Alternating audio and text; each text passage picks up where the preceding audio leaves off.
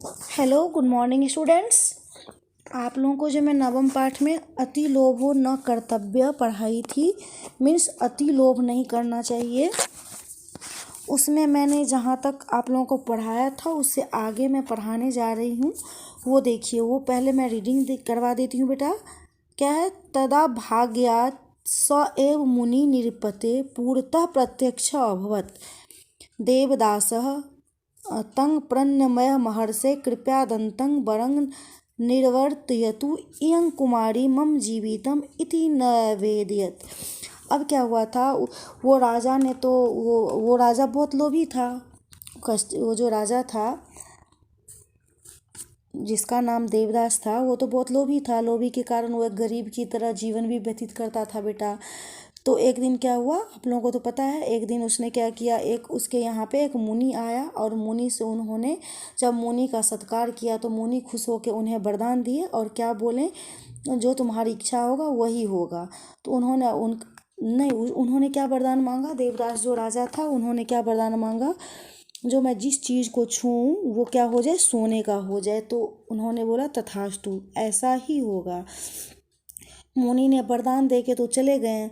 अब राजा जिस चीज़ को छूता था क्या हो जाता था, वो सोना का हो जाता था। राजा ने क्या किया, वो पानी का लोटा, पानी लेने गया लोटा में, तो पानी भी वो सोना को हो गया, कैसे पिएगा। उनकी बेटी आई, उन्होंने उन्हें स्पर्श किया तो वो भी सोना का हो गया। अब इन सब चीज़ों से राजा क्या हुआ, सोच में पड़ गया और चिल्ला चिल्ला कर व्याकुल हो गया, चिल्ला चिल्ला कर वो रोने लगा। ठीक है।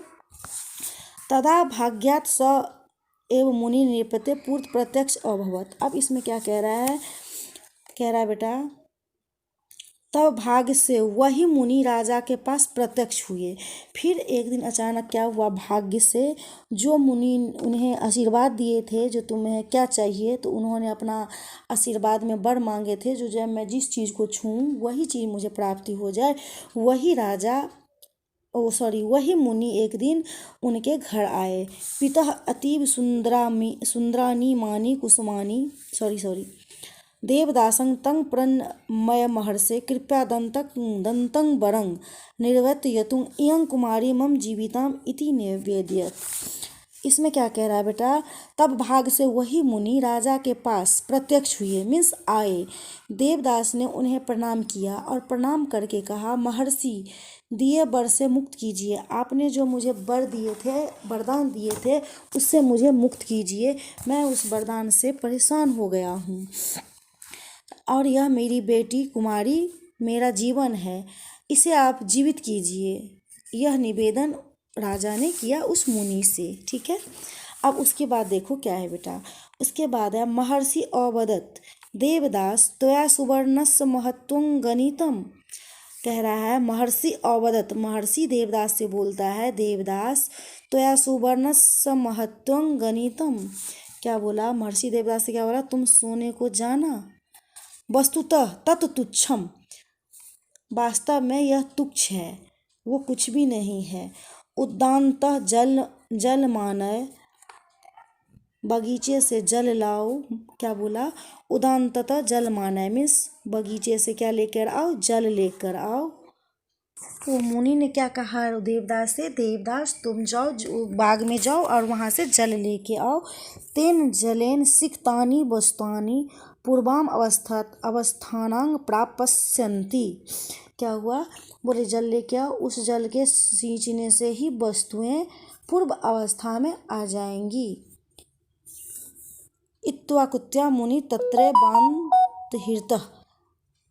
और क्या हुआ, ऐसा कहकर वे मुनि वहीं अंतर ध्यान हो गए। अब आप लोगों को इसका पता चला, वो राजा को भी पछतावा होने लगा, जो मैंने ऐसा वरदान क्यों मांगा, क्योंकि वो जिस चीज़ को छूता था, क्या वो यदि हम अन्न को छुएंगे, यदि अनाज यदि सोने का हो जाए तो क्या वो सोने से मेरा पेट भरेगा, नहीं।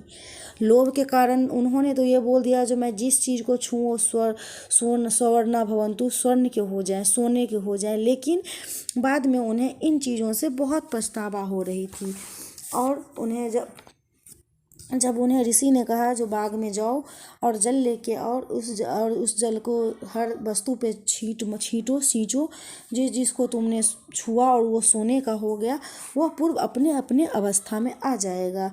इत्युक्त्वा मुनि तत्रैवान बांत हृत। और इतना कहने के बाद वो मुनि क्या हुआ, वहाँ से चले गए, गायब हो गए। इसके बाद बेटा पेज नंबर आप लोग 32 पे चलिए। 32 में जो बचा हुआ है मैं उसे समझा दूँ। उसके बाद क्या कह रहा है, देवदासः उदान्तः जल मानयत। देवदास ने क्या किया, देवदास ने क्या किया, बाग में जाके जल लेकर आया। तेन जलेन सिक्तानि सौवर्णानि वस्तुनि स्वांग स्वांग प्राकृतिं प्राप्तानि। क्या कह रहा है, देवदास उदानात जल मानयत तेन जलेन सिक्तानि सौवर्णानि वस्तुनि स्वांग स्वांग प्राकृतिं प्राप्तानि। राजकुमार्यार्पि मंदं हसन्ति भिक्ष पितुः मानसमतोषयत सत्यम उक्तम। अतिलोभो न कर्तव्यः स तु दुःखस्य कारणम्। इसीलिए कहा गया है। अब इसमें क्या कह रहा है, देवदास ने क्या किया बेटा, देवदास बगीचे से जल लाया। बगीचे में जाकर के वो क्या किया बेटा, वो जल लाया और उस जल को अपने घरों में हर वस्तुओं पे सींचा जिसको उसने पहले छुआ था। और उस जल को सींचने से सोने की वस्तुएं अपनी अपनी अवस्था में आ गई।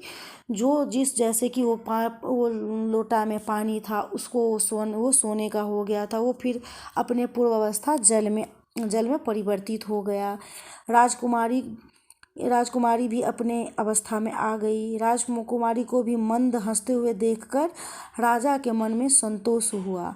इसीलिए बेटा सत्य कहा गया है, अति लोभो न कर्तव्यः सह तु दुःखस्य कारणम। क्या कहा गया है, अति लोभ नहीं करना चाहिए, क्योंकि वही लोभ जो होता है वो दुख का कारण होता है। ठीक है बेटा, तो हमें कभी भी कोई भी चीज़ के लिए अति लोभ नहीं करना चाहिए, क्योंकि वो लोभ जो है एक दिन वो क्या होता है, वो एक दुख का और एक कष्ट का कारण बन जाता है। तो चलिए इसमें कुछ शब्दार्थ भी है, वो शब्दार्थ आप लोगों को मैं समझा दूँ। तो क्या है, कश्चिद मीन्स क्या होता है, कोई। प्रासादम मीन्स क्या होता है बेटा, राजमहल। अतोषयत मीन्स क्या होता है, संतुष्ट किया। अतोषयत मीन्स संतुष्ट किया। सत्कृतः मीन्स क्या होता है बेटा, सत्कार किया गया। उसके बाद है अभिष्टम का मतलब होता है मन चाहा। बड़ंग का मतलब होता है वरदान मांगो। अस्पृश्यमाना मीन्स होता है छुए गए। भवंतु का मतलब होता है हो जाए। तथास्तु का मतलब ऐसा ही हो। अंतर्हितः मीन्स क्या होता है बेटा, अंतर्हितः मीन्स होता है अंतर्धान हो गया। उसके बाद है प्रविष्ट का मतलब होता है घुसा हुआ। सद्यः का मतलब होता है तुरंत। अस्पृशतः का मतलब क्या होता है, स्पर्श किया। अस्पृष्टानी का मतलब होता है छुए हुए।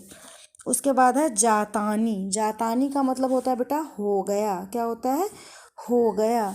उसके बाद है नितराम का मतलब होता है बिल्कुल मीन्स फुल, बिल्कुल। अतुष्यत मीन्स क्या होता है, संतुष्ट हो गया। अतुष्यत मीन्स संतुष्ट हो गया। अतुष्यत मीन्स क्या होता है, संतुष्ट किया, और यहाँ पे संतुष्ट हो गया। पातुंग मीन्स होता है पीने के लिए। उद्धता मीन्स क्या होता है, तैयार हुआ। उद्धता मीन्स क्या होता है बेटा, तैयार हुआ। सुवर्ण पिंडम मीन्स होता है सोने का गोला। सुवर्ण पिंडम मीन्स क्या होता है बेटा, सोने का गोला। उक्तम मीन्स क्या होता है, कहा गया। उसके बाद है मृषा मीन्स होता है झूठ। मृषा मीन्स क्या होता है, झूठ। आगता मीन्स होता है आ गई, आई। आगता मीन्स आई। प्रवृत्तः मीन्स होता है लग गया। उसके बाद है प्रतिमा का मतलब क्या होता है बेटा, मूर्ति। प्रतिमा का मतलब होता है मूर्ति। उसके बाद है संजाता का मतलब होता है हो गई। संजाता का क्या हो गया, मतलब हो गई। उसके बाद है वयलप्त का मतलब होता है विलाप किया मीन्स वेप्ट। विलाप किया। विलाप आप लोग को जो ये पीछे चैप्टर है बेटा, उसमें से बहुत सारा ये शब्दार्थ से आपको हेल्प मिल जाएगी। ठीक है, तो चलिए मैं आप लोगों को अब इसका जो क्वेश्चन आंसर है अभ्यास में, question answer, fill in the blanks, विभक्ति जो भी है वो मैं आपको नेक्स्ट क्लासेज में करवाऊंगी बेटा। ठीक है, आज इस चैप्टर को मैं आपको पूरा कंप्लीट कर दी हूँ। आप लोग इसे पढ़िएगा और इसका अर्थ भी ध्यान से सुनिएगा, सोचिएगा, और अपने आप भी इसको रीडिंग करके इसका अर्थ समझने की कोशिश कीजिएगा, क्योंकि बेटा आप लोग अब 7th में हैं तो कोशिश कर सकते हैं। ठीक है, ओके, थैंक यू।